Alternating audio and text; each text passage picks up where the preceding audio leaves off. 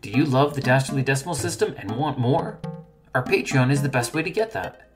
Members will get access to show notes, official artwork, our new bonus episode series called Cleaning Up After Tea Time, and of course plenty of cat pics of Vega voice actors, Vash and Zid. This can all be found at patreon.com/Dastardly Decimal System. Hi there, Larry here. I normally let Castor do the talking, but today I have to add this message. We are tackling the story of Acererak. His origins are dark and do require a small content warning. There are mentions of sexual assault and other sensitive topics in this episode. I will not dwell on them, nor will I glorify them, but I still felt that because they're mentioned, I would like to give this warning. Thank you.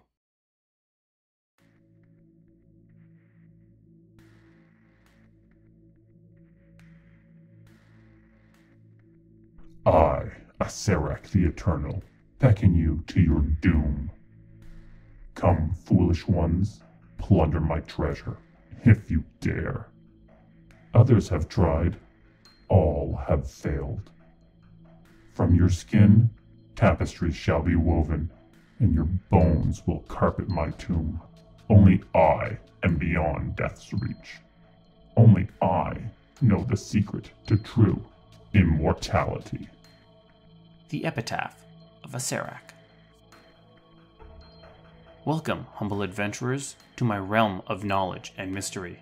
Here, in my cursed library, are endless tomes and scrolls on the darkest and evilest foes in all of the realms, be they from Dungeons & Dragons, Pathfinder, the many worlds of darkness, or any realm in between. Welcome to the Dastardly Decimal System. I'm your caretaker of the corrupt, the librarian, Castor Cain. There are only a few names that can cause great horror across an entire realm. There are fewer still that can cause that same level of fear across an entire multiverse. When countless worlds shiver in fear and terror, and cats hiss at the very mention of your name, then you have done something very, very wrong. Take a seat and grab a cup, because the tea is ready. I have brewed a pot of Lich Brew tea. It is a black tea with cranberry guts and enough caffeine to wake the dead. This seems fitting as we talk about Acererak the Devourer.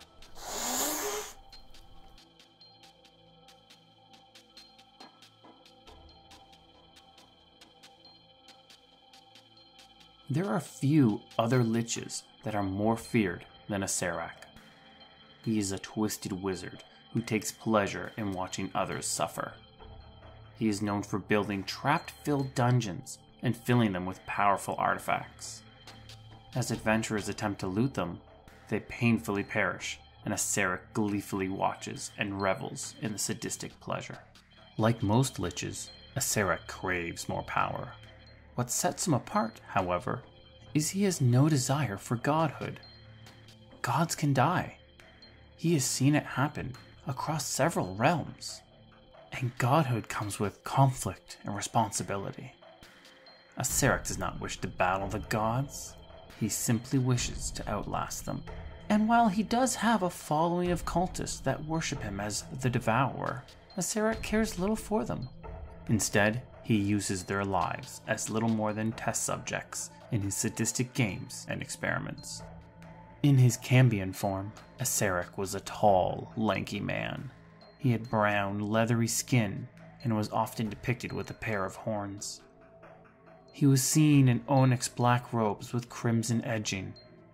He was a highly skilled wizard with a deadly arsenal of spells at his disposal and several powerful artifacts, like the Staff of the Forgotten Ones and the Sphere of Annihilation.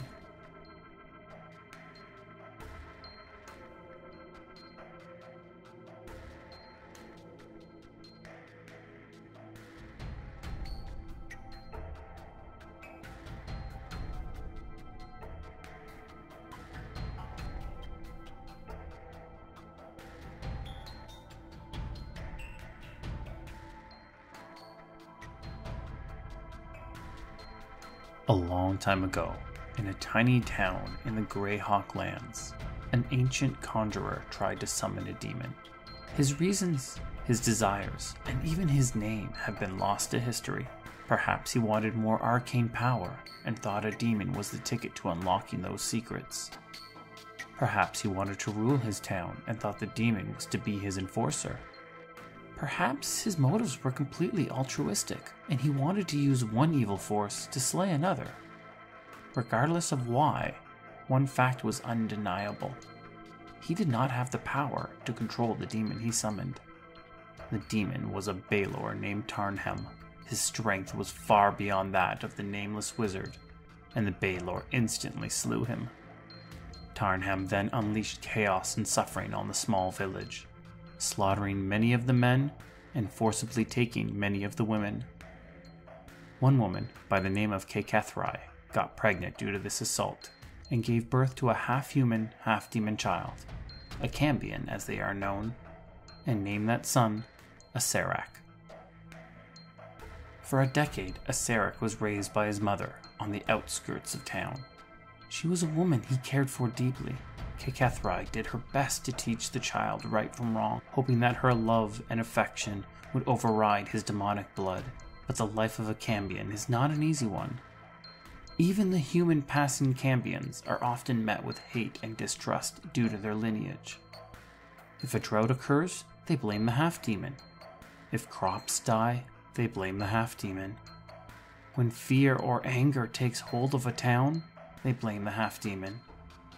When Acererak was only 10 years old, a torch-wielding mob came for him and killed his mother. They strung the child up and readied him for a public execution. Acerek's life was saved when a Lich and his army invaded the town. That Lich was Vecna, the Whispered One, and he had chosen that boy as his new apprentice. Any goodness in Acererak died the same day his mother did. Any compassion he once held for life burned away at the end of a torch. Even as a 10-year-old, Acererak loathed life. The living were cruel and merciless. More importantly, they were weak. When Vecna's own advisors suggested that he kill the Cambion boy, Vecna slew them instead. Acererak saw this power and longed for it himself. On the day that Cain died, Acererak was weak and helpless. He could not protect his own mother, and despite being only a 10-year-old child, he still blamed himself. He swore that he would never be helpless again. Acererak would obtain great power, regardless of who he had to kill or betray.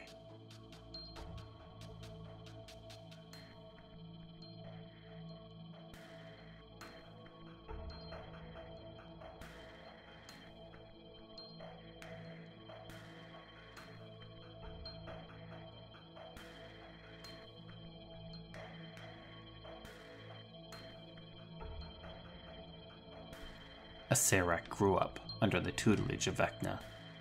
From the Lich's teachings, he became a powerful wizard, one highly skilled in all arcane schools, but with a sinister enjoyment of necromancy and evocation.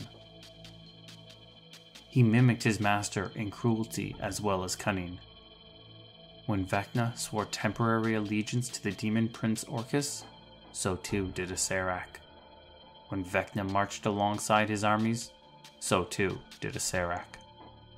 And when Vecna slaughtered the innocent, so too did Acererak. Vecna and his armies marched across Oerth, conquering some kingdoms and laying siege to others. Vecna had built bases and lairs all across the land, but of all the places that Vecna called home, there was only one that Acererak had not visited: the Rotted Tower. This was an obsidian tower that rose from the bottom of the black waters of the Near Div to stretch far above its surface. It was in that tower that Vecna held his deepest and darkest secrets, and it was there that Acererak needed entry. In the kingdom of Flan lay the city of Fleeth. This was the one-time home to Vecna and his mother. 1,000 years after he was expelled, Vecna's armies marched on his former home. He expected little in the way of resistance, but surprisingly, he was met by a legion of well-armed and well-prepared clerics and paladin, each loyal to the gods Palar or Fultus. The legion repelled Vecna's army and blasted the mighty Lich over and over with strong holy smites and powerful radiant energy. Vecna was nearly destroyed, body and soul, but was saved at the last minute. Acererak swooped in and unleashed dark, demonic magic that slaughtered the shocked and unaware holy men. Acererak grabbed his master and swiftly teleported him away to safety. The invasion of Fleeth had failed, but it would not be Vecna's only attempt. With his loyalty proven, Vecna finally granted his apprentice access to the rotted tower. It was from there they watched a young lieutenant lead the successful second attack on Fleeth. After his brutal and bloody victory, the lieutenant would forever be known as Cass, the Bloody-Handed. People speak of how fortuitous it was for Acererak that such a failure occurred, and how it granted the apprentice the chance to prove himself, and how to finally get what he so desired. But was it really? Was it all just luck?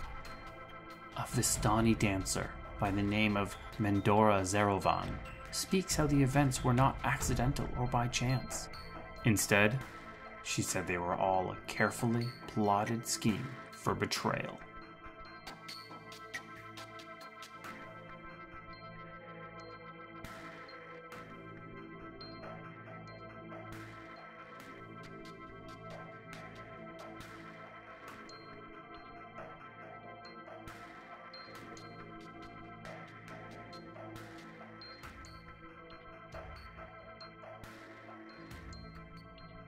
Like most wizards, Acererak was a paranoid soul and kept his intentions close to his chest. This made finding the exact details difficult. However, through rumors, research, and deductive reasoning, I have pieced together the fractured parts into a hypothesis of Acererak's plan. As the wizard grew older, he became a man of many plots and schemes. He inserted himself into the cult of Orcus and used them to build a vast subterranean cavern. He built a network of wizards and crafters. He sought out tiefling and Cambion villages and lived among them, learning new demonic spells from their populace. He started searching for old magic that could elongate his life and open the multiverse to him. But the final details he needed were locked away in the rotten tower, somewhere he was not permitted to go. Studies like Acererak's tend to catch the holier-than-thou gaze from prying eyes. So when word got out of the dark magic that Acererak was researching, a force of good came looking for him. His name was Sir Pentaval. He was a golden half-dragon paladin who served the god Pelor. He was a young warrior, new to Pelor's order. Repeatedly, he would track down the wizard and the two would battle, often forcing Acererak to retreat and flee. Acererak never doubted his ability to slay the paladin, but he was never sure that if he did, that he would survive the battle himself. These reoccurring battles, however, planted the seeds of a new idea deep into the wizard's scheming brain. He needed access to Vecna's tower, but permission was only granted to Vecna's most loyal. So in order to gain entrance, he needed to manufacture an event that proved his loyalty. And to do that, Acererak needed 4 things. He needed Vecna emotionally weak. He needed Vecna physically weak. He needed Vecna mentally distracted. And he needed an exit before his inevitable doom.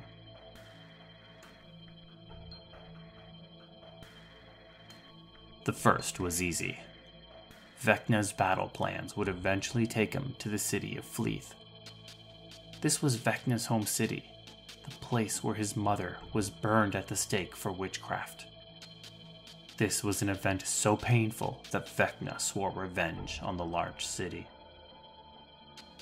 Regardless of how powerful you've gotten or how much you have changed, stepping back into the location of your traumatic past weakens everyone's mind.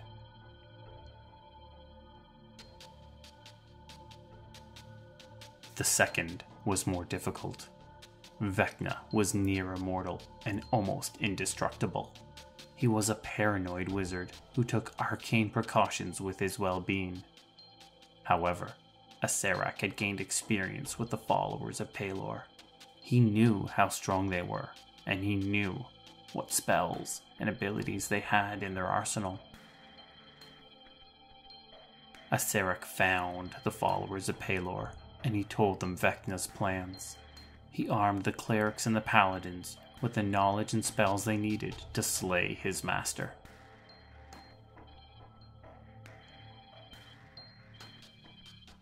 The third aspect required some luck.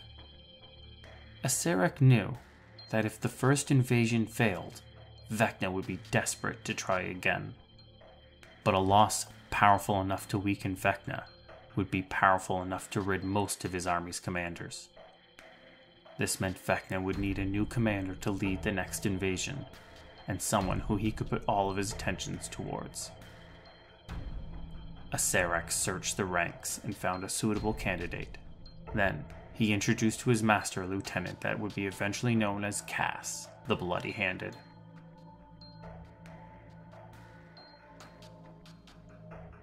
This simply left the matter of an exit. Acererak knew of Vecna's rage. He knew the Lich would brutally slay him when he found out of Acerek's theft and betrayal. What the wizard needed was an advance warning of Vecna's discovery. For that, he turned to the Vistani. He found a seer and made himself a deal. What the details were are unknown. Perhaps the Vistani wanted a great artifact, or a wagon filled with gold, or perhaps they just wanted a chance to escape from Vecna's army. But in exchange, they were to warn Acererak of Vecna's discovery, so he could safely flee. The plan went off perfectly. Acererak was granted access to the rotting tower. Vecna became enthralled with a young warrior named Cass, and the wizard spent years stealing the Lich's darkest and most powerful secrets, until the fateful day arrived. One day, the seer sent word to Acererak, and the wizard fled, forever out of the reach of his former master. On the day that his mother died, Acererak was helpless and weak. He swore that he would never be helpless again. Acererak would obtain great power, regardless of who he had to kill, or who he had to betray.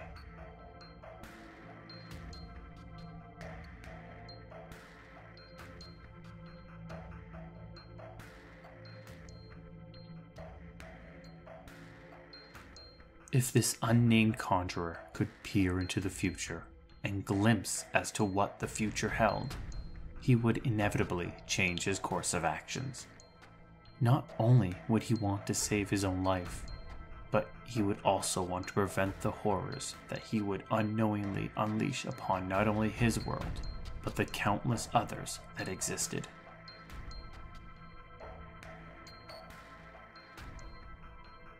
It seems like this pot of tea has run dry, but we are far from done with the story of Acererak. Please, stand up and stretch your legs while I brew another pot, because once I'm done, we dive into Acerek's most infamous of creations. We look at the Tomb of Horrors. This has been the Dastardly Decimal System, and once again, I am your librarian, Castor Cain. Just a quick note, because this topic requires 2 pots of tea, the next episode will be out in just a few weeks, much earlier than our normal schedule. Enjoy! The Dastardly decimal system can be found on Twitter, Instagram, and Facebook at DD System Podcast. That's Delta Delta System Podcast. Drop us a message and say hi. Vega always loves the attention. This podcast was produced by Midnight Reading Audio, a division of Midnight Reading Publishing. The voice of Castor Cain is Larry Gent. Hi. The voice of Vega the Cat was provided by my cats, Vash and Zid. The music was Tenebroous Brother Carnival Prelude by Kevin MacLeod, Incompetech.com, licensed under the Creative Commons. Thank you, and have a wonderful evening.